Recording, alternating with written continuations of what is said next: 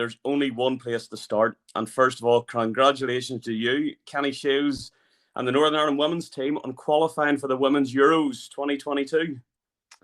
It's one of those pinch yourself things when people tell you that, Tim. It's a bit hard to grasp the whole concept of it at times. It was something that, I guess at the start we aimed for, but you don't really think you're going to achieve it when you get beat the first game 6-0. And then you go on and you go through that journey, and you just sit back and afterwards and you sort of shake your head in disbelief, thinking, wow, I mean, did we actually do that? So yeah, absolutely brilliant. And the girls are absolutely fantastic. I mean, what those girls have went through and what they've achieved at the end is just a testament to them.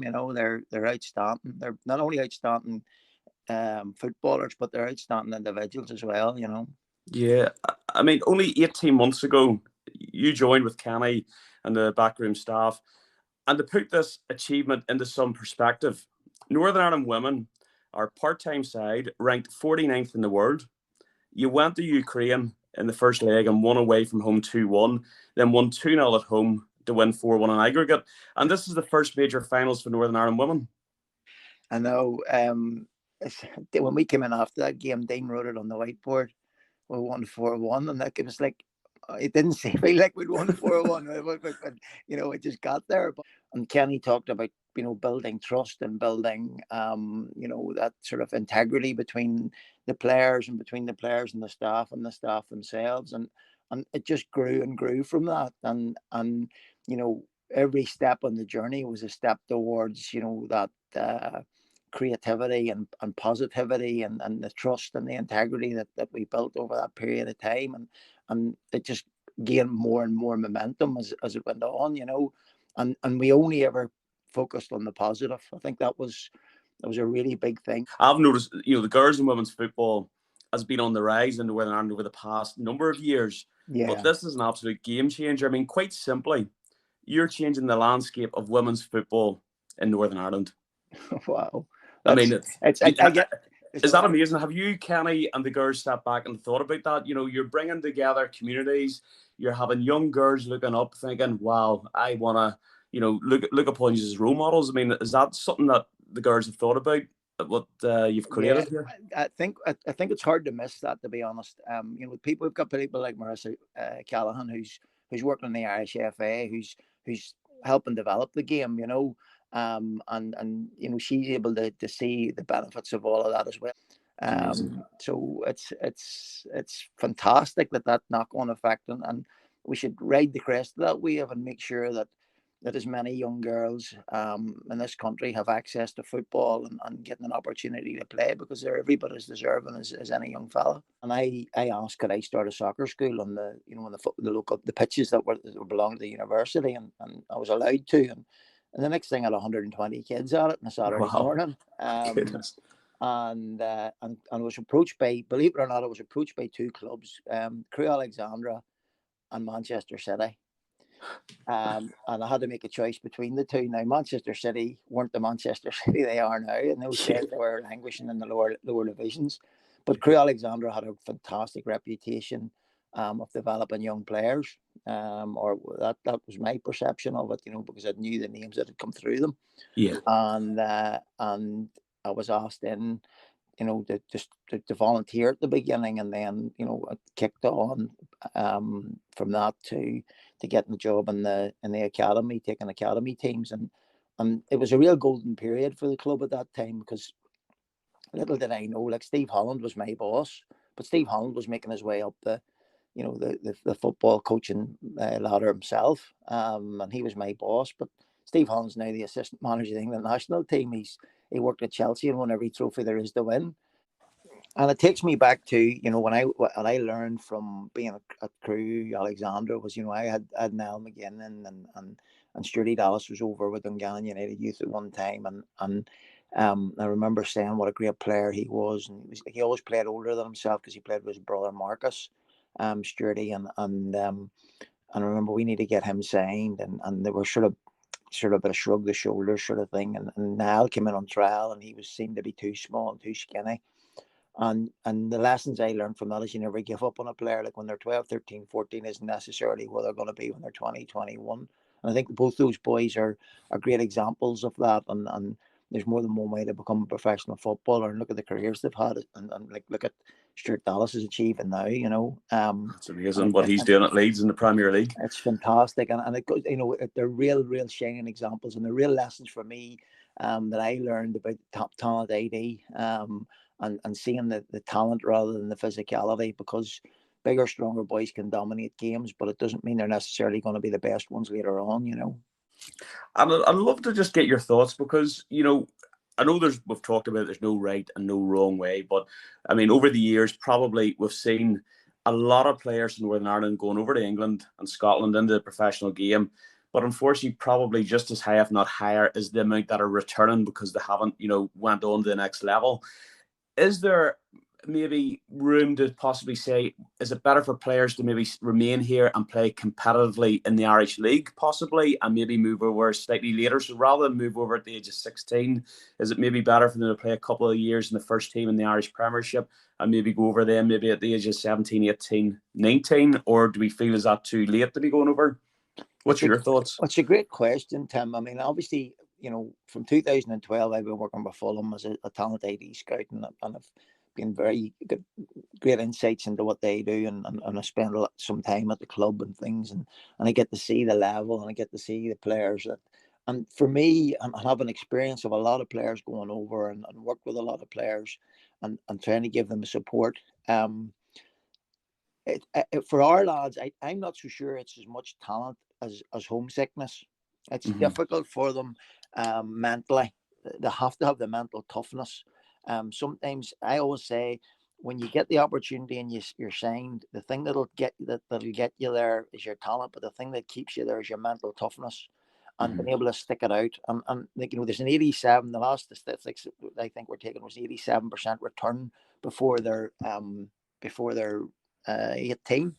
Yeah. But you know, this is a big dropout in football anyway. There's only so many professional places available in professional football and in professional clubs, and it's hard mentally to be away, living in a house with people that you've, you know, only just probably met or only met a couple of times. You've got none of your friends or family as a support mechanism around. You've completely changed your life. The culture is different in England and Scotland than it is here. And most of the guys you're with, a lot of them are going home to their families, or at least get to go home at the weekends or stuff. It's harder for our lads. So that first year, 2 years is really, really mentally tough for them. And it's when they can stick that out. So to go back to your question, then if they go a little bit later, when they're a little bit more mature, when they're a little bit more easy, it's a bit more easy with a bit more life skills to deal with that. Yeah. It definitely can help. And if they've got experience of first team football and they're going into a first team football environment, then it's you know, it's tough too, but they're maybe a wee bit more mature to handle it.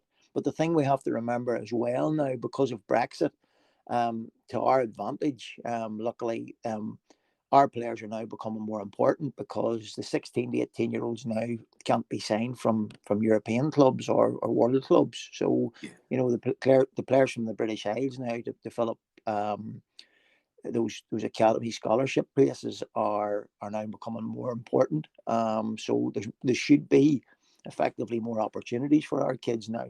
But we need to try and prepare them better, and try to give them the support. And when you watch a player as a talent scout for Fulham, what's the main things that you're looking for in a player? What's the main attributes that you need to see in a player before you recommend them to the likes of Fulham? It's funny you say that, Tim. When I started, and like, I'm not that long, I mean 9 years, but when I started, you know, maybe one sheet of paper, and it was like, you know, the old thing that Ajax and all would use with tips, you know, where the technical, the intelligence and mobility and personality type of thing. We have what we call the class system now, and everything's logged on software, and you go onto your computer to log every player, and we have a class system, which the C stands for the player's creativity. L's for their learning, you know, how good a learner are they, how can they take on information, how can they adapt within the game. Then their A is their attitude, S is one. There's two S's. There's one of the S's is for their ability to find space and the game, and then the other one's for like speed, strength, the physical side of the game for them. And we have to assess them on them, and they get marks out of 5 for each one. One being way below academy standard, and 5 being outstanding academy standard. And then they're marked at the end of that, and they get a mark out of 25, and they have to get over 80% to be sort of relevant for a trial. So it's really interesting when you do it, because you can see a player and you think, I really like him. He's a good player. I think he can do really well. And then you go and you do your assessment on him, and you find he's fallen short in some areas, And this is all to do with Triple P. They have to be able to trace the players right from their originally identified right through the pathway into professional football. Being assistant coach of Dean Shoes, working under Kenny Shoes with the Northern Ireland women's team, and that incredible journey to Euro 2022. So I'm going to go back. I've done a wee bit of research here, so to give the listeners some background, so you can really understand and appreciate what you've all achieved. We talked about this at the start of the podcast. And I must have my thanks to BBC Sport, good. where I've got these stats from. So the Northern Ireland women's team were disbanded in the year 2000, and the team only reformed in 2004. And Northern Ireland's rise from ashes to making history in the space of 17 years is nothing short of astonishing. And I've got a quote here. So the manager, Kenny Shoes, said before the second leg of the playoff, "No one can understand how a team with players who work in shops or hospitals are here against professionals." So, Gary, what is he like? What does Kenny like to work with? No, he's fantastic. He's amazing. And like I said to you earlier, he gets a reputation, a false reputation in the press. Kenny's completely different person than people perceive him to be. He's very, very thoughtful. And look, he demands very high standards, and he sets very high standards, but he's also very caring, and he he really wants the best for everybody, and he includes everybody in what he does. I mean, I all pick a squad, and then obviously Kenny is the final say. We all pick the teams, and Kenny has the final say, but we all get an input into all of that. We design our coaching sessions. We work on what it is we're going to be doing next, and Kenny, makes everybody feel part of what we're doing, and creates that togetherness. Kenny, has spoken about how good his staff are, but Kenny handpicked his staff, and I think he done that very, very well, because the trust that we have, I would call those people my friends as well as my colleagues now, and people I only just met, when we started this program, there's a trust between us all now, and we all know what our jobs are, and we all get on with it, and everything's for the betterment of the players, and Kenny himself, tactically, is absolutely unbelievable. I mean, the things that he picks up in a game, changes and tweaks to get us through games is phenomenal, honestly. And the girls will tell you that themselves. But then, you give them the credit because they're able to carry it out, But then that goes down to Kenny's methodology and the way they've been taught, and the things that they've learned from him, and been able to implement those things in games. So I can't speak highly enough of him, honestly. And there's still so much left in the tank, I think, with Kenny. There's so much more he can achieve. It's because, I mean, you all prove people wrong. I mean, as we said, the part-time nature of the team cannot be underestimated. I mean, out of the 11 starters in Ukraine, 7 of them had not kicked the ball for their clubs since December, with only one friendly against England in February. That was their sole match practice. And you had 8 key injuries to the squad. Northern Ireland, 49th in the world, beat a team 26 places higher in the rankings, with COVID-19 regulations, and there being no green and white army fans in the stands. I mean, just how did you do it? Tim, you're the first person that's made that succinct and really got a grasp of the concept of it all, because it is a lot to take in one go.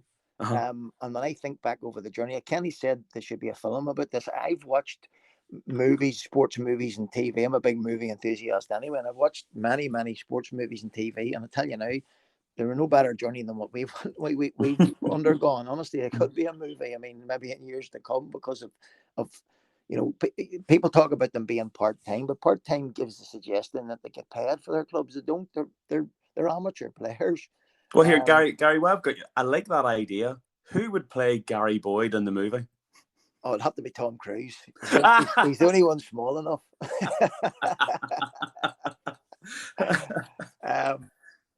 Chair for me. But no, how did we achieve that? One step at a time, implementing that methodology and getting the buy-in and creating that positive environment and improving step by step. The Women's Euro 2022 finals, they're being held in England next summer. And it's great to see the matches will be held at Wembley, Old Trafford, St Mary's, Bramall Lane, and Manchester City's Academy Stadium, to name but a few. Yeah. And we hope, obviously, by that stage, the fans will be back in by then. The Green and White Army will be cheering on Northern Ireland at their first major tournament. Now, UEFA haven't announced when the draw will take place yet, have they? Yeah, I think it's October, November, something like that, at the end of the year. Right. Obviously, I probably want to keep it away from the World Cup draw, which has already taken place. Of course. So, well, you know what? See, we can't wait until then, so it's a bit of fun. We are going to do the unofficial draw now and get your automatic reaction, Gary. So, right, okay. We're in pot 4 with Iceland, Russia, and Finland, but it's all about Northern Ireland. So, who does Northern Ireland? Who do you want in our group? So we're going to start off with pot 3. We have Denmark, Belgium, Austria, or Switzerland. Now I've got a dice here. So Denmark is going to be number 1, Belgium number 2, Austria is number 3, and Switzerland's number 4. All right. Well, I know who I want out of that group for a start. So okay, let's see if we can get them. See if we get Denmark. What's the odds of roll of 5 or 6 here of this dice? Okay, go for it. 4. You've got Switzerland. Oh no! Sorry, Gary. They're a good side. They are a good side. Yeah. Okay, so Switzerland. So from pot 2, we've got Sweden number 1, Spain number 2, Norway number 3, and Italy number 4. Let's have Italy and see how much we've improved. Okay, let's see. Well, not Italy. Sorry, Norway. Norway. Oh, here I've just rolled a 5, so we've got no one yet. Let me try again. A 5 again. What's going on here? Need a 4-sided dice. Yeah, I know. 2. You've got Spain. Wow, that's a challenging group. All right. and from pot 1 now we have the Netherlands number 1. Yeah. They won the women's. What did they win last? Was it the Women's World Cup? The European Championships. Yeah, they're the holders. Yeah. And then so they're going to be number 1. We've got Germany number 2, England the hosts number 3, and France number 4. Okay. Any preference? Well, you see, normally England, but we've got England in the World Cup, so another experience would be good. Any of the others would be good. Right. Let's see Holland, what I can get you. Obviously, are different gravy. So yeah. I've rolled a 6, Gary. Let me try again. I've rolled a 5. I've rolled a 5 again. What is going on? You couldn't do it. You wanted to. Oh. Germany. Wow. So just to go and confirm the unofficial draw, Northern Ireland have been grouped with Switzerland, Spain, and Germany. Your thoughts, Gary? We'll have a right good go. I'm telling you, we would have a right good go at them. We would we'll look at them. This is what we do. We analyze every team. We talk about playing philosophy, but the one thing that we do is that we set our teams out differently for every game. The methodology stays the same, but the formation and the personnel change depending on what the opposition strengths are. We'll pick a team to try and combat that, and then we'll look at any potential areas that we could maybe get success, and we'll pick a team to try and do that. I think that's been a big help to us in terms of getting results. But and we've been able to use our underdog tag as well, and catch teams out. We're probably going to lose that now because people are now more wary of us. But, it won't matter who we draw. I can tell you, Kenny, I'll have them on the front foot having a go. And that's the way we are because we're brave and we're trying to win every game. And we take what we get from that. Yeah, well, here, after we finish this podcast, you can send a text or a WhatsApp to Kenny and the girls to say Tim Wareing has drawn us in a group of Switzerland, Spain, and Germany, and we'll see how close it is. We will review this when they do the official draw to see if Tim Wareing's roll of the dice was anywhere near close to the teams that you actually will draw when the official draw is done. I can see Kenny rubbing his hands now already, thinking, yes, this is great. Looking forward to that.